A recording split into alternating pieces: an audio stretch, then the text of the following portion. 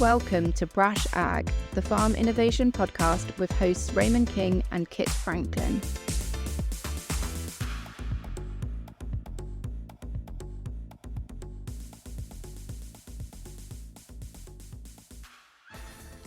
So, Raymond, a solemn evening has fallen upon us at this time of recording. I would normally ask you, how are you doing? But I know that you'll be feeling as solemn and as sad as I am. Yeah, I've firmly got my tail between my legs here.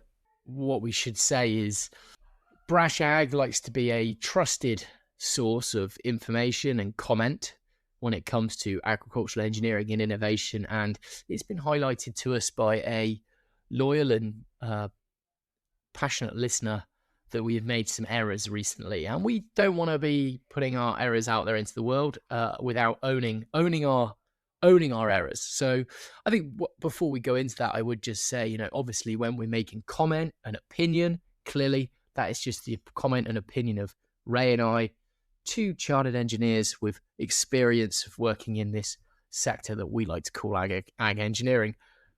But when we're stating things that we are stating as fact, we should be correct, Ray, and we do wish to be a responsible and reliable source.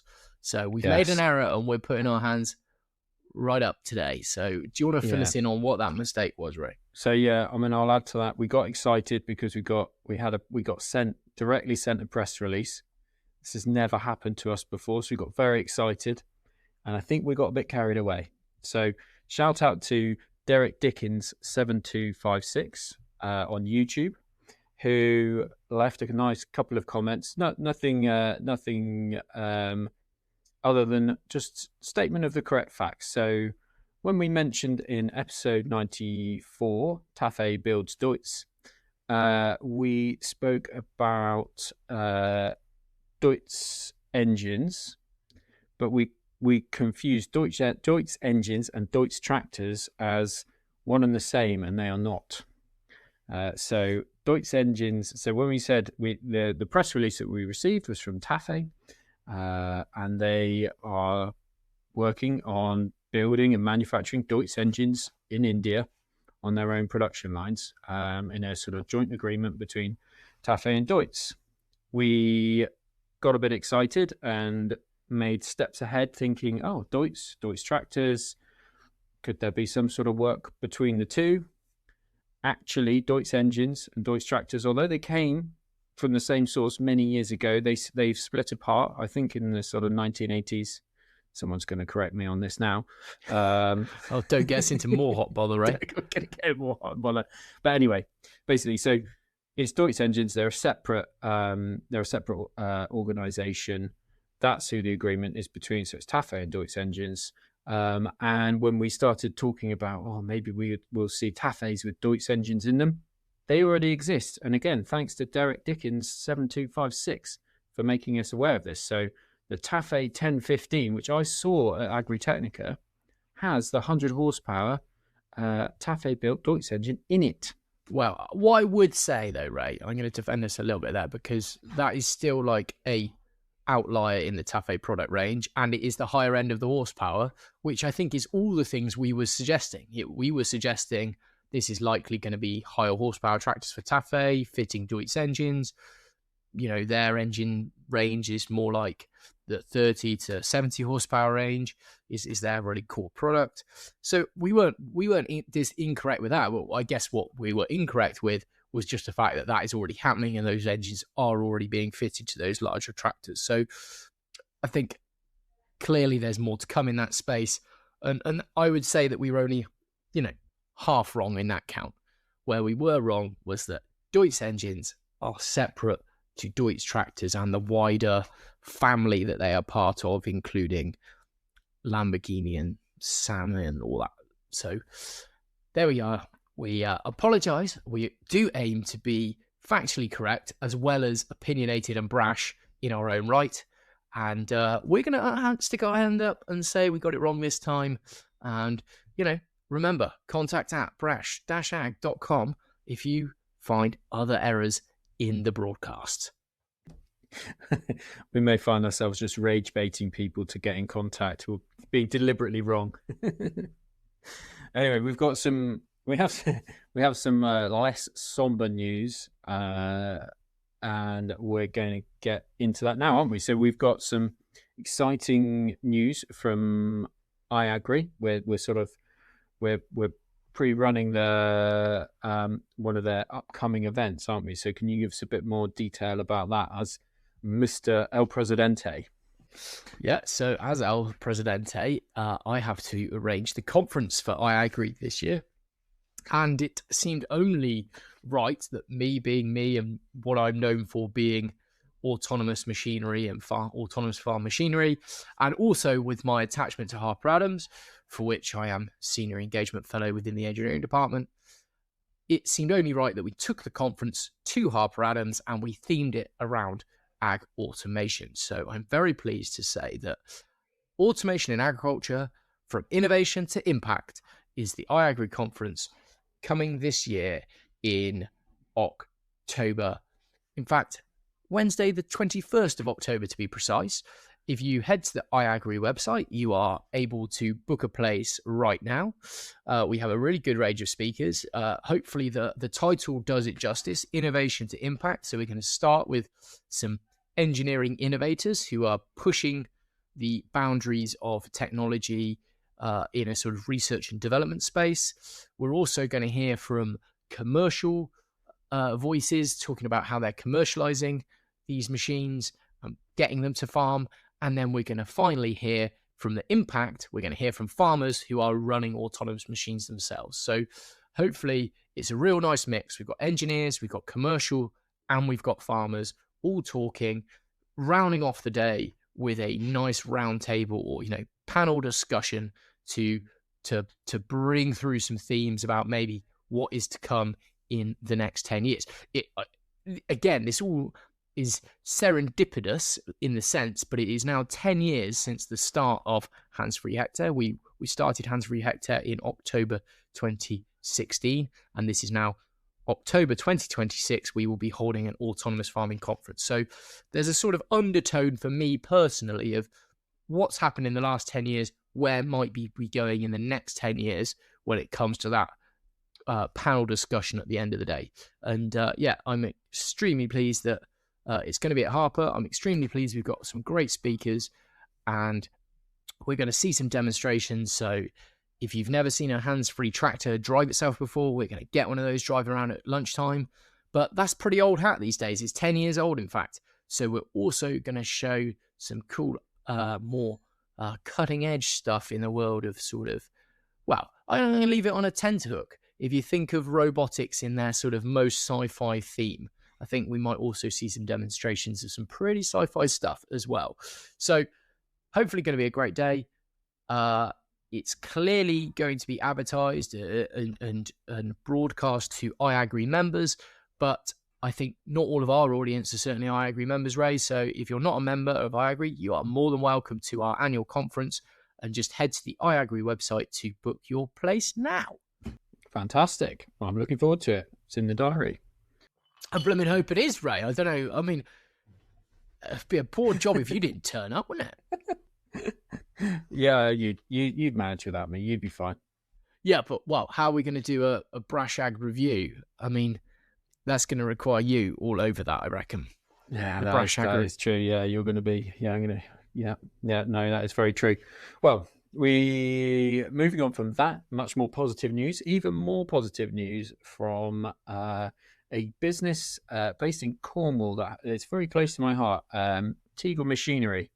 So very recently, they played host to a sort of celebrity come influencer come presenter, Steph McGovern, who has in one of her many guises hosts a podcast called The Rest is Money, so similar to The Rest is Politics, and then within that same sort of sphere of podcast. But very interestingly, they were hosting that event, and Steph McGovern joined them for a celebration of vocational learning and apprentices. So I was scrolling through my podcasts and saw this one, gave it a little listen, and it was it was really great to hear. Actually, there was lots of celebration of people sort of choosing to take a technical route and not necessarily going to, following the university trajectory to get there, but sort of still finding themselves very successful in their careers and finding the place within industry that fits them best. So that was very exciting, and I think there was two very sort of insightful and interesting interviews there. Also really interesting to hear how Teagle Machinery are actually engaging with the sort of apprenticeship schemes and bringing in and drawing in new talent from a very young age. So they spoke to Richard Berryman, who is the production director, I think, at Teagle Machinery, and he does a lot of engagement with schools. But one really interesting thing actually that they did, that they were talking about, was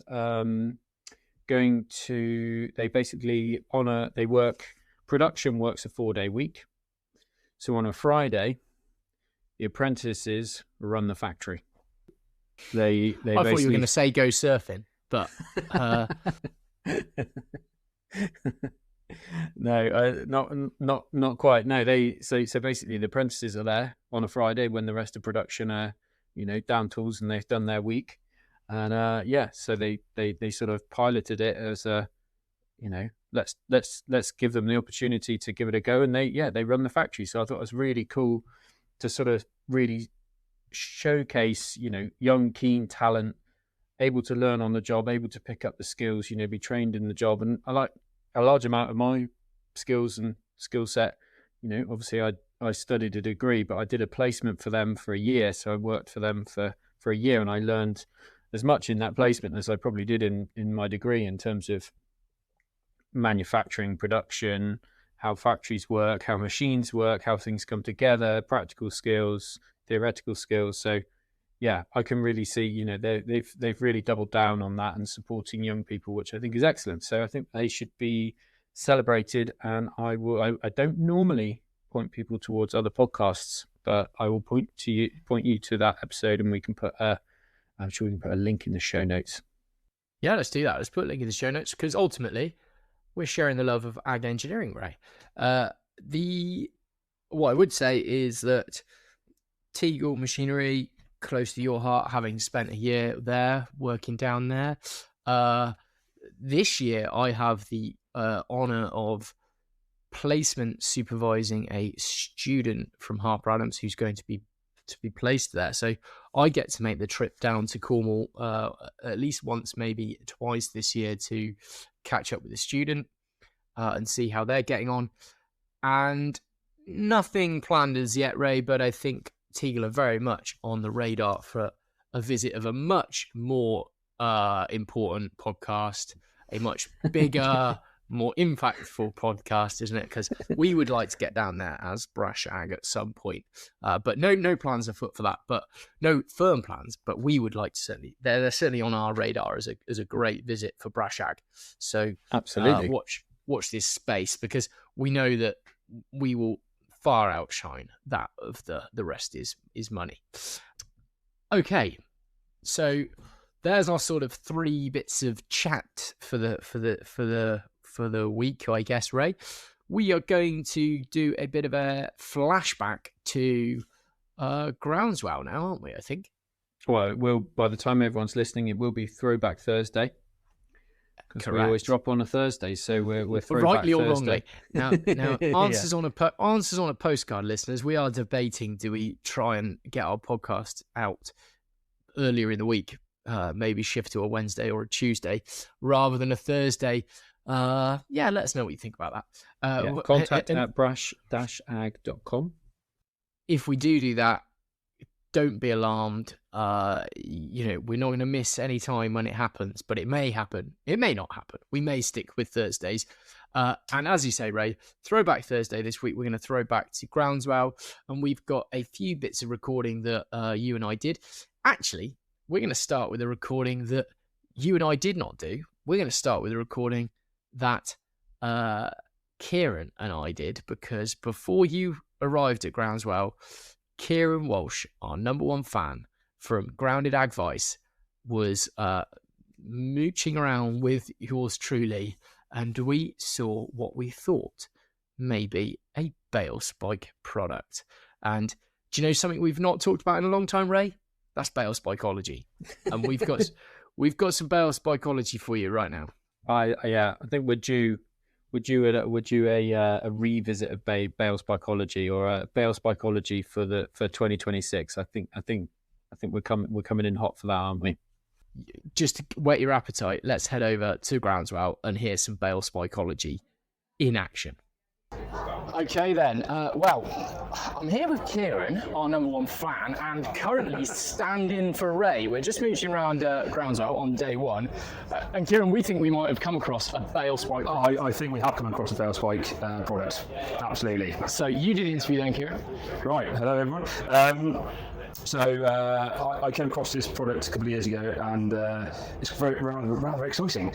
This is basically like an in-field SAP analysis, tissue analysis tool. And so can you tell us the difference between that and what might happen in a lab? I think it's the same, so it's just instant, because it's a miniaturized spectrometer and cheap one, and it was exactly calibrated on the lab result. So we compare, so this is taking a molecular fingerprint of the crop, and then we compare with the lab, and then we have a very good match. So we say that R209 that means something like 10%, but the lab itself is not also, it also has some variation. So the difference is that you don't have to wait for the lab. So I think sometimes people are doing a little time, maybe a few times a year. You can take every hour if you want, and you can and you have to wait a few seconds to get the result. And it is just the magic of getting the parameters, because parameters are very complex, but it's a magic to understand your crop and not to be blind to understand. You can reduce intrant, you can do whatever you want, you can check instantaneously how your crop is reacting, and then you can adapt, you can take a decision. And then very soon also, because we understand that the SAP analysis interpretation is very, very complex, and because it is cheap, a lot of people are doing amateur and they don't understand, because they say, okay, we lack of nitrogen, we put more nitrogen, and maybe another mineral is blocking nitrogen. So for this reason, we have to help farmers, and also to have more farmers using this power, the power of understanding the crop health. And we will develop an AI interpreter, so SAP interpreter. People know field lark from John Kemp, for instance. We will like field lark, but better, because some people in UK told me, we use a sensing result to bring into field lark. But then we'll have a called Savia, which is a very a SAP analysis and vegetation intelligence by AI. And then we'll have a 5 pages report, and we have a simplified one and a complex one.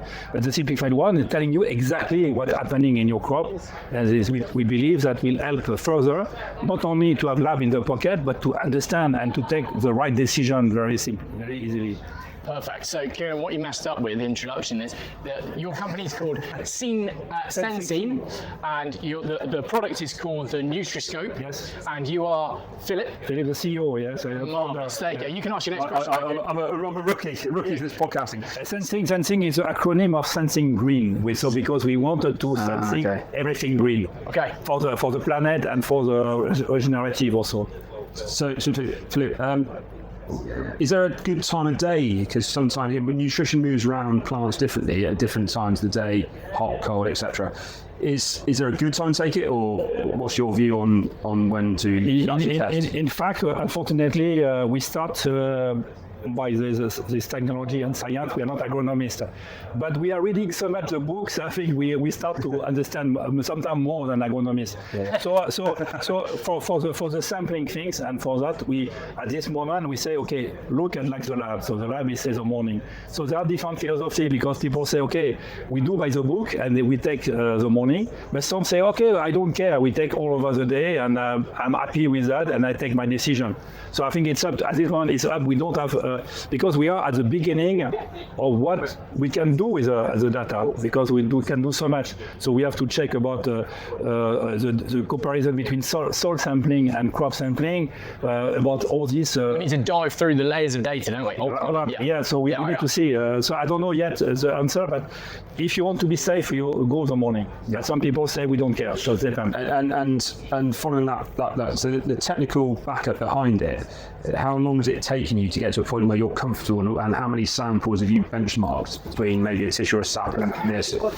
So first of all, to be clear in terms of the vocabulary, we are not doing tissue, and there is a big thing about tissue and sap. We do sap, and I think sap seems to be more popular and more demanded. Yeah. And we have also people are comparing us sometimes the same sample, tissue and sap. It's not the same. We don't have the same result. Yes. So we do sap, and in fact we calibrate. We say for each crop about 500 samples. And we take 80% to train the model, 20% to see whether we are good or not, and we are quite good. But we have a double modeling. So we are modeling crop by crop, but we ask the system, are you understanding the full crop, the living mechanisms of all the crop?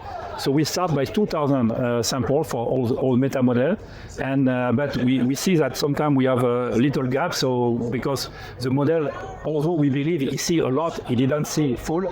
We have situation where people complaining because we have gap, but because we say the guy has amazing nitrogen or amazing situation, so we are adding that, and we speed up that to increase. So at this moment we have 5,000 analysis, and we released yesterday the 1.8 because the model itself is improving. The good news that the hardware will be the same, but you do nothing, and then you have more crop, more power of the system automatically, and by the end of the year we will have 10,000 samples. So, sorry. Yeah.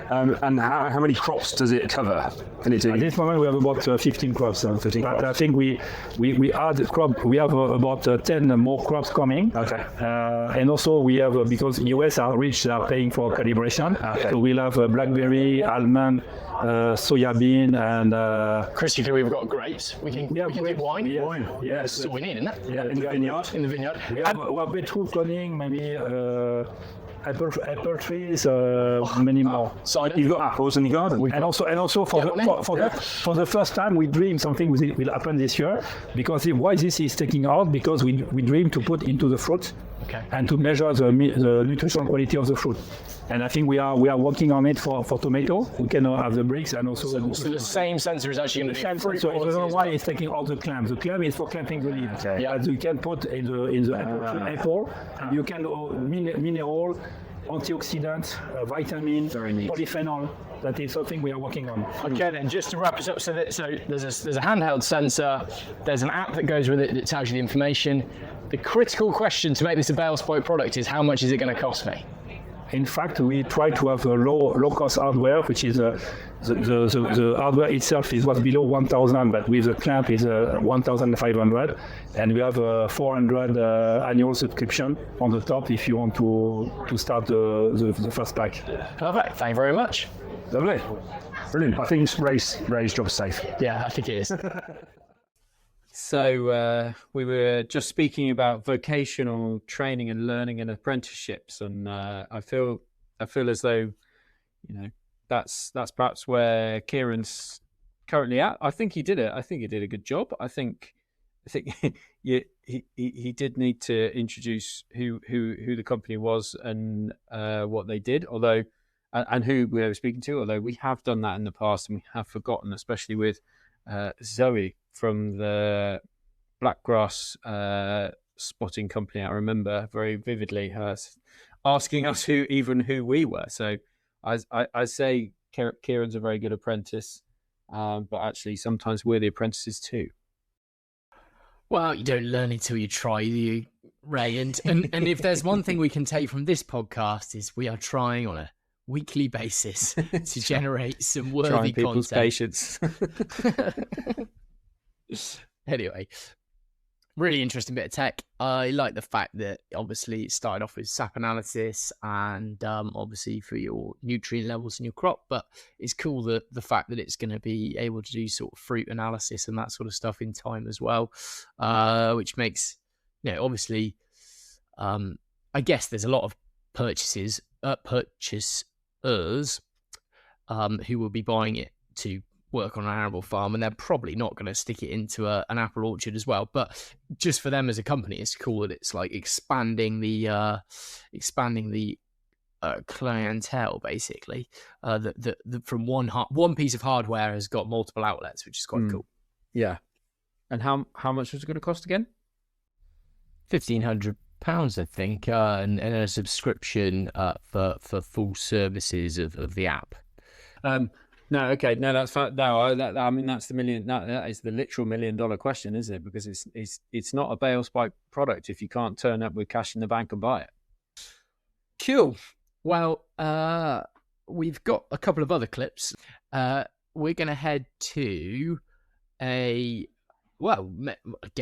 if we were thinking of our storyline for this episode, maybe this should have followed up on our IAgrE autonomous farming conference, because we're actually going to go to a autonomous robotic platform company now. A company, Ray, again, this seems to be a bit of a theme of this episode, a company in which you have a link to. We're going to go over to Left Field Robotics. Namaste, Raymond. We're here out in the field at Groundswell. It's quite windy and flappy, but hopefully we're coming through okay. Well, we're actually on a client of yours stand?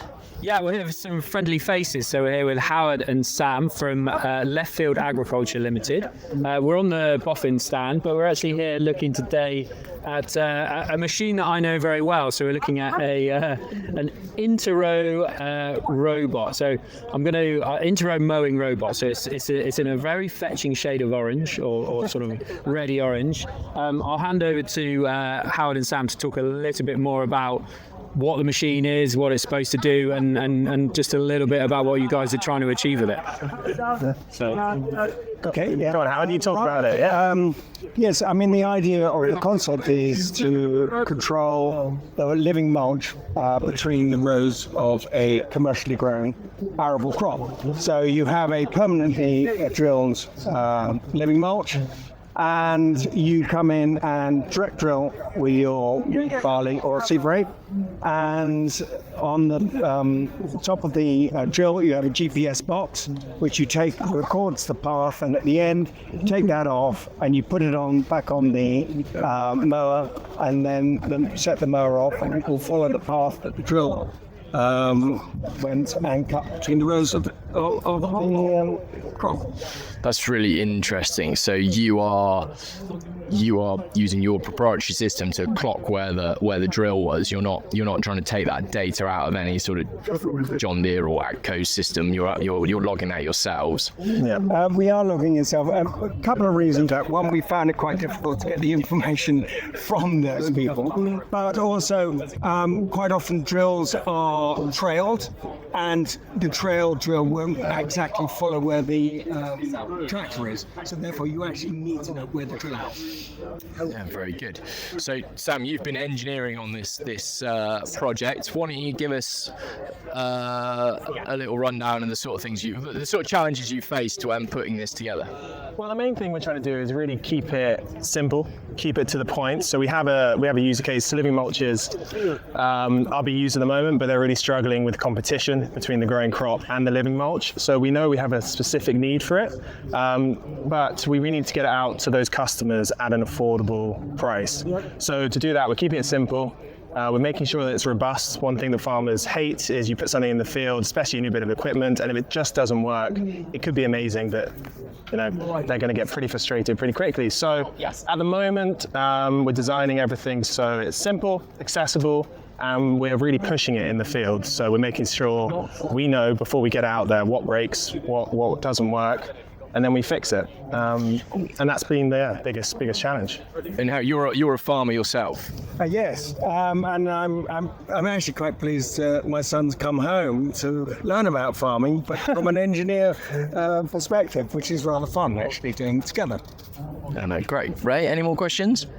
Yeah, I suppose it'd just be interesting to sort of understand, I suppose, what your next steps are. This is a loaded question because I know I have some inside information on this because I work work with you guys, but it'd be good to tell the audience sort of what your future plans are for this. And I'll also add the context of we've been stood here for maybe 10 minutes to wait to talk to you guys because there's been a lot of interest and a lot of buzz around this. So yeah, it'd be good to hear what your next steps are. Yeah, I mean, I think there are two parts to what we're trying to deal with next. We've got to develop the methodology of the farming method so people can just start with a simple case study and say, yeah, we'll start there and develop it more for our own farm. This involves us going out onto a couple of more farms this autumn. And the other thing is we need compliance, health and safety. We've got a lot of things to go through on that behalf. So, that's the next. That's probably going to take us another couple of years, I would have thought. Bit of work for you there, maybe, Raymond. Well, we might well be in the process of pulling together a statement of work for just that. Yes, very much so. Very good. Well, thank you very much, chaps. Yeah, cheers. Very much. Thank you.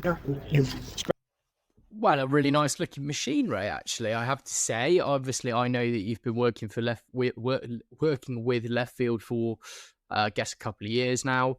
And first time I'd seen their machine in the flesh. And a very good looking machine. Very sensible sort of sizing, wasn't over-engineered, wasn't under-engineered. You know, I have a big problem with agbot companies that make things that are just too toy-y, that are just never going to stick up to the environment that is ag or the sort of field environment. And I also obviously have a dislike for over-engineering and overly heavy things because that's my whole thing, is that automation should lead to lighter machines. So I think the Left Field machine is a good encapsulation, if that's even a word, of those sorts of ideas, really. Yeah, I mean, I've as I said on, I've been working closely with Howard and Sam and Robin. Shout out to Robin as well. So I used to work with Robin at Small Robot Company, and really great bunch to work alongside. And yeah, I think you're right. The ethos that they've carried through from the start has been, you know, keep it simple. It needs to do the job, and it needs to do the job consistently well, day in, day out, but it doesn't need to do any more than the job, and it doesn't need to cost any more than something should cost to do that job. So, you know, they're very focused on it not being expensive, it being easily adopted across, you know, many farms, and you kind of potentially even answering the question of, oh, well, you know, how many acres does it do a day? When you say, well, you know, it's such an inexpensive machine that if it doesn't do enough acres in a day with one, you buy another one and it doesn't break the bank. You know, I don't think we're going to be quite at the bale spike stage, but we're going to be as close as you can get to that with something autonomous that can go in out in the rain and come rain or shine to go and do its job. So yeah, I really enjoyed working with those guys. I think also testament to a slightly wider piece, which is sort of farmer-led innovation. So letting farmers actually call the shots in terms of not necessarily the technology, but what the technology has to do, and drawing the line under, no, we don't need to do that. That's too much. And I think that's where that's really paid dividends, of having Howard's experience and knowledge as a farmer to say, actually, enough's enough. We've done enough to do the job. So I think, yeah, kind of lines up well with, anything to anyone out there. If I'm talking to technology developers, my big thing is work closely with farmers if you're trying to deliver a product for them, because they'll only tell you later down the line that there's a problem with it. So you're better to know that early. Yeah, and I think it also a testament to our podcast views that huge amounts of VC funding doesn't necessarily lead to good agricultural products, and actually more sort of bootstrapped, maybe the wrong word, but a more down to earth, sort of lower budget but very focused development can actually lead to a good outcome, which is something that I personally really strongly believe, that you don't need all the money in the world thrown at it with all the engineers in the world, with all the beanbags in the office in the world, to make a good ag product. What you actually need is people who understand ag, understand the problem, are dedicated to that cause, and are working very focused on that solution. So I think it's a great advert for that. The other thing, just hinting to what you said about involve farmers early, because they'll only tell you their problems at some point, so you may as well get them in early, is that goes again back to the thing that we've not said in a while. I don't know, I'm just saying this for the sake of saying it, is if you find yourself trying to work in the ag world and you've never spent a day working on a farm, go and spend a day working on a farm. Go and offer your services to a farmer. They will tell you the problems they have, and they will tell you the real things that they need solving. Your assumptions of what needs solving may not align to what the customer, i.e. the farmer, actually wants. So always a go-to piece of advice for me, if you've not studied agricultural engineering at Harper Adams University, then, and you want to be an ag engineer essentially, and you want to solve ag problems, go and spend some time on a farm and learn the domain. Learn the domain, and it would only take you a couple of days to work out some genuine problems that genuinely need solving. Rant over. Where should we go next, Ray? We've got one more. We have one more interview in our Throwback Thursday, don't we? We were going back to a conversation with Agritron and a gentleman named Andrew Sincock. Correct. So let's head over to Andrew on the Agritron stand. So we're at Groundswell still, Raymond, because we're not going to do a dedicated Groundswell episode. This could appear at any time. Fine. Okay. So yeah, We've started the magazine format, and we're going to try it out. we're trying the magazine format. Andrew, winner of the IAgrE Llama Innovation Award. I should know the proper name, shouldn't I? What was the name? IAgrE. The IAgrE Award. There we go. So I was really worried that I wasn't going to remember it for a second. Yeah. And you were looking at me and I was like, yes. yeah, and I look terrible because I'm the president of IAgrE. But anyway, there you go. The IAgrE Award was awarded to you guys and what you're doing. So tell us all about it. So we do a number of different things, but specifically we were talking, and the award was given to us for the new innovation called Triplex, and that is a machine that can make bespoke liquid and foliar fertilizer formulations. So we take a soil sample or a tissue test or a sap analysis, use that information, understand what the crop's requirement will be, and then create a formulation to suit it. So if you need more nitrogen, we can add more nitrogen. If you need less phosphorus or more potassium, whatever ratio of nutrients you need, including trace elements, we can then create in our new technology. Okay, and the company's called Agritron, which we didn't say at the start, which was bad of me. But it was bad as Kieran when we got him to stand in yesterday. He was terrible at this. And then are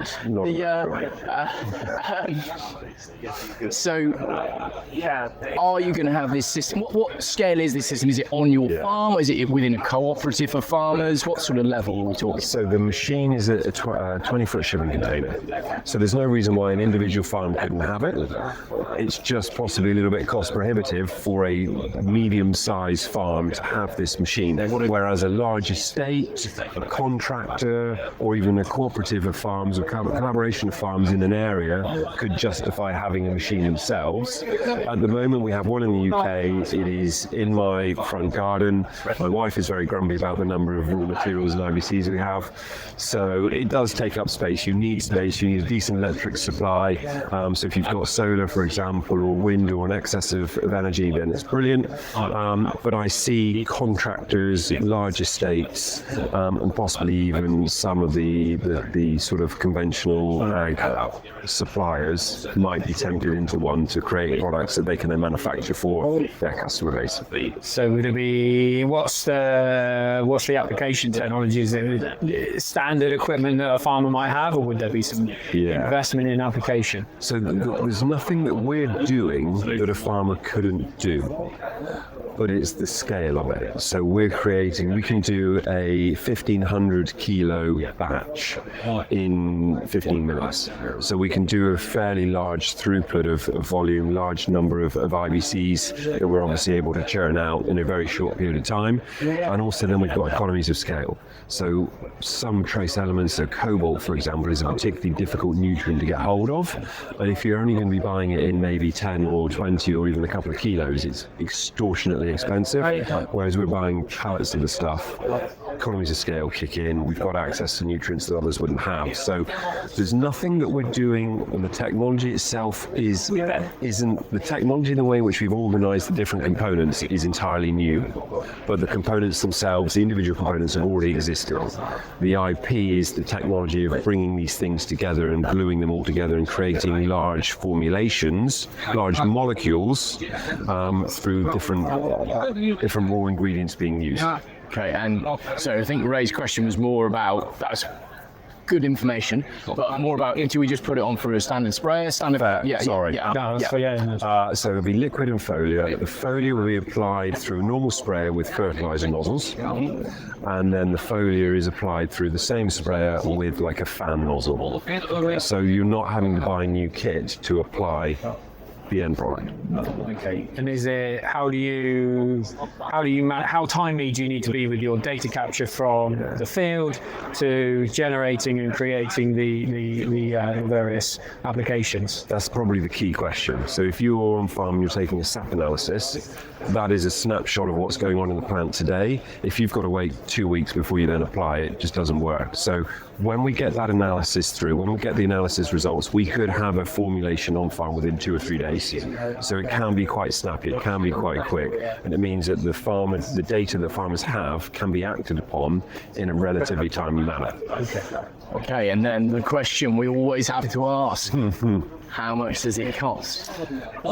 So to buy one, we're actually not selling them, but to buy one, you're probably looking at 400,000 for just the machine. Okay. The plan would be to rent them to different people that were interested in them for a yearly fee that might be 40,000-50,000. So you've got to be doing a volume to make it justify. Yeah. Well, Andrew, thank you very much for talking us through it. Very welcome. Thank you.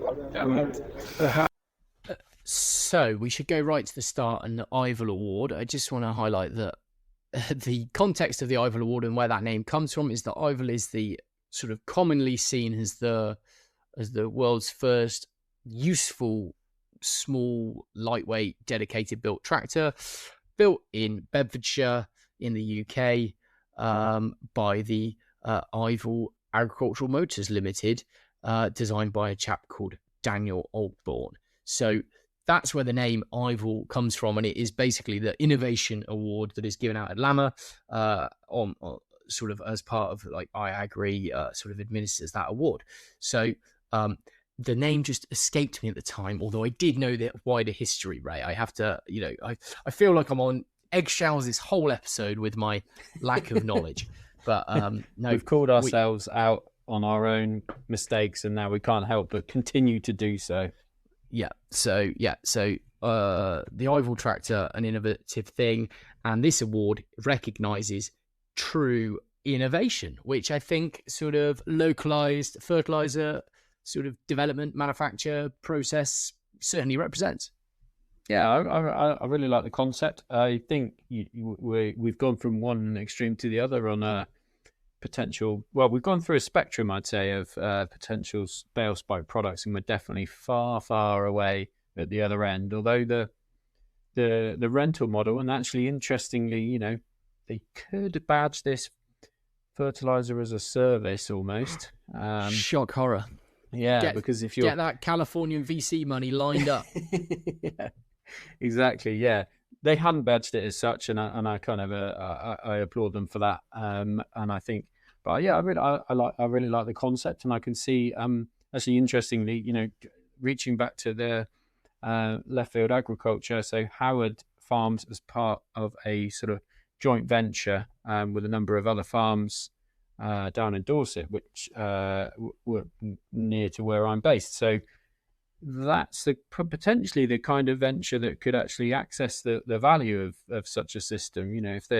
If everyone's if all the farmers are kind of aligned on wanting to take that approach, and you've got enough farmers to kind of pull together that work together and share machinery and share equipment, then you're getting pretty close to it being deployed on farm at a local level, and it not be having to necessarily be a contractor or a co-op that maybe buys all their materials together. It could actually be a joint venture between a number of farms that actually farm together and farm in the same way. So yeah, really interesting to see that, and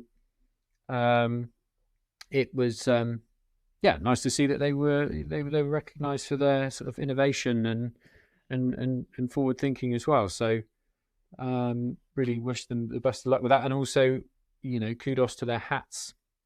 So they had hats that were branded as "Make Agriculture Great Again," which is very similar to the slogan of a certain US president. A few presidents mentioned actually in this episode as well. But yeah, "Make Agriculture Great Again." So I did actually. I'm staying at my father-in-law's over in Wales at the moment, and we all got a hat after the interview, and I gave him that hat, which he found very amusing. So yeah, good branding as well, and marketing, I'd say.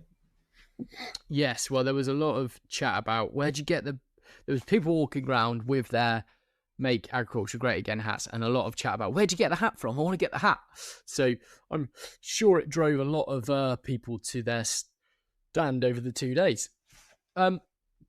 Yeah, I like what you're saying, and I like, well, obviously what he was saying. It's a perfect thing for either a contractor or, as I say, a cooperative of farms, a sort of, an entity of farmers somehow in some sort of cooperative move. The advantage of that as well is, I guess, you can probably then start, if it was 4 or 5 reasonably sized farms coming together to run one of these, then again, you might be able to, within the foreseeable cost savings, you could probably then start to think about a wage of somebody who can really own that machine.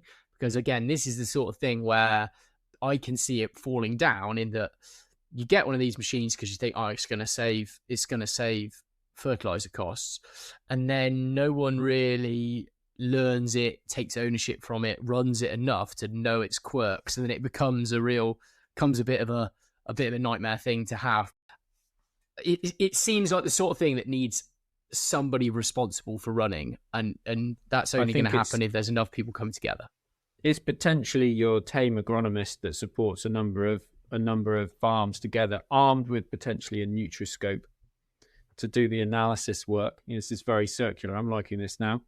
It's very you go out, assess what's going on, understand what's going on in the crop. You're not only probably going to use your Nutriscope, but that is an option, isn't it?